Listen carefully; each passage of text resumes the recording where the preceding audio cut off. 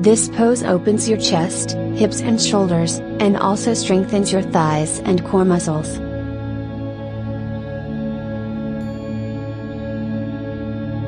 Stand with your feet hip distance apart, take your left foot forward while keeping your right leg straight, then turn your right foot 60 degrees to your right. Interlace your fingers behind you.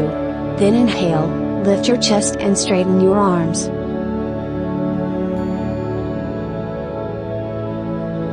Exhale, fold forward to the inside of your left knee. Lift your arms up and forward. Slowly return and repeat. Exhale when leaning forward, and inhale when going backward.